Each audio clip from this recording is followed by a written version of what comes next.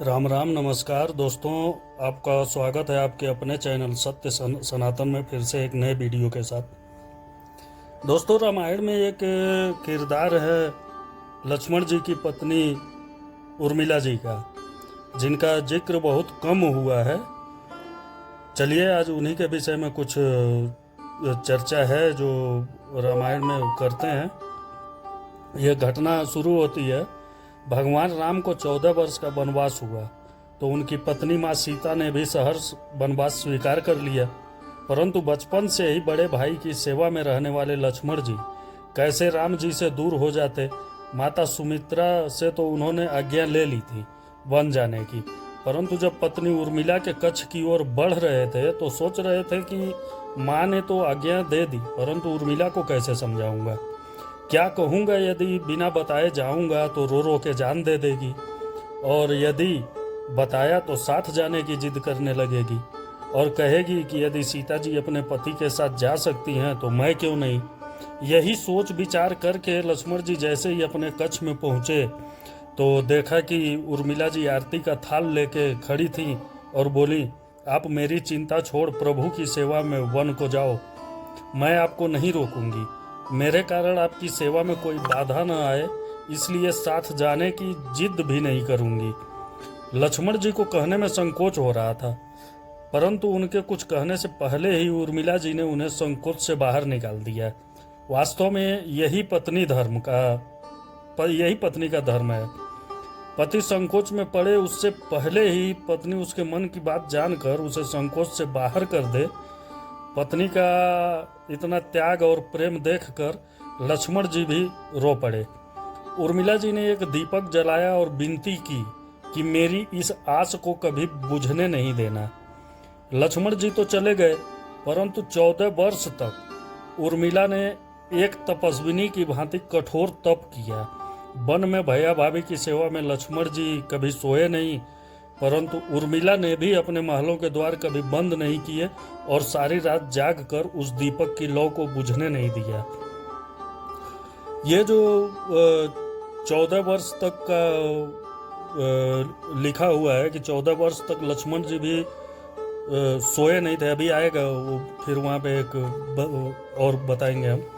मेघनाथ से युद्ध करते हुए जब लक्ष्मण को शक्ति लग जाती है और हनुमान जी उनके लिए संजीवनी का पहाड़ लेके लौट रहे होते हैं तो बीच में अयोध्या में भरत जी उन्हें राक्षस समझकर बाण मारते हैं और हनुमान जी गिर जाते हैं।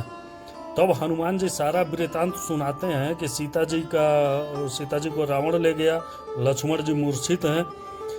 यह सुनते ही कौशल्या जी कहती हैं कि राम को कहना कि लक्ष्मण के बिना अयोध्या में पैर भी मत रखे, राम वन में ही रहे। माता सुमित्रा कहती है कि राम से कहना कि कोई बात नहीं, अभी शत्रुघ्न है, मैं उसे भेज दूंगी। मेरे दोनों पुत्र राम सेवा के लिए ही तो जन्मे हैं। धन्य हो माता सुमित्रा। माताओं का प्रेम देखकर हनुमान जी की आंखों से अश्रुधारा बह रही थी, परंतु जब उन्होंने उर्मिला जी को देखा तो सोचने लगे कि यह क्यों एकदम शांत और प्रसन्न खड़ी है, मतलब वो हंस रही है इनकी बातें सुन के। क्या इन्हें अपने पति के प्राणों की कोई चिंता नहीं है? हनुमान जी पूछते हैं, देवी आपकी प्रसन्नता का कारण क्या है? आपके पति के प्राण संकट में हैं। सूर्य उदय होते ही सूर्य कुल का दीपक बुझ जाएगा। उर्मिला जी का उत्तर सुनकर तीनों लोगों का कोई भी प्राणी उनकी वंदना किए बिना नहीं रह सकता। वे बोली, मेरा दीपक संकट में नहीं है, वो बुझ ही नहीं सकता। रही सूर्योदय की बात तो आप चाहें तो कुछ दिन अयोध्या में विश्राम कर लीजिए, क्योंकि आपके वहां पहुंचे बिना सूर्य उदित हो ही नहीं सकता। आपने कहा कि प्रभु श्री राम मेरे पति को अपनी गोद में लेकर बैठे हैं। जो योगेश्वर राम की गोदी में लेटा हो, काल उसे छू भी नहीं सकता। इसीलिए कहते हैं दोस्तों, राम से बड़ा राम का नाम। यह तो वो दोनों लीला कर रहे हैं। मेरे पति जब से बन गए हैं तब से सोए नहीं हैं। उन्होंने 9 सोने का प्रण लिया था। यही मैं बता रहा था पहले आपको कि यहाँ से एक प्रसंग और निकलता है। संक्षिप्त में बताते हैं क्योंकि वीडियो बहुत बड़ी हो जाएगी। यहाँ प्रसंग आता है मेघनाथ का। जब रावण ने इंद्र के ऊपर चढ़ाई किया था तो उस टाइम उसका बेटा मेघनाथ भी उसके साथ था। और मेघनाथ ने जैसे ही देखा कि इंद्र उसके पिता के ऊपर यानी रावण के ऊपर हमला करने वाले हैं, वार करने वाले हैं, तो उसने आगे आकर और इंद्र को बंदी बना लिया। और इंद्र को बंदी बना लिया तो वो इंद्र को लेके मृत्युलोक यानी धरती पे लेके आने लगा अपने साथ में। सारे देवता परेशान, ब्रह्मा जी आए। फिर ब्रह्मा जी प्रकट हुए मेघनाथ के सामने, बोले कि कोई वर मांग लो और इन्हें छोड़ दो। फिर उसने अमरत्व का वरदान मांगा था। तो ब्रह्मा जी ने कहा है वहाँ पे कि ऐसा तो मुमकिन नहीं है कि अमरत्व पाना, हर जन्म में हुए प्राणी को मरना ही है, मृत्यु एक अटल सत्य है। तो उसको दूसरा वर मांगने के लिए बोले, तो उसने वर मांगा था दूसरा कि उसको वरदान दिया था कि मृत्यु लोक पर धरती पर जो इंसान या कोई भी जो 14 साल तक सोया नहीं होगा वही तुमको मार सकता है। तो इसको आगे ले जाएंगे तो वीडियो बड़ी हो जाएगी, इस पे फिर कभी बात करेंगे। इस पे वीडियो चाहिए तो कमेंट बॉक्स में लिखिए। आगे बढ़ते हैं इसमें कहानी में। तो उन्होंने 9 सोने का प्रण लिया था, इसलिए वे थोड़ी देर विश्राम कर रहे हैं।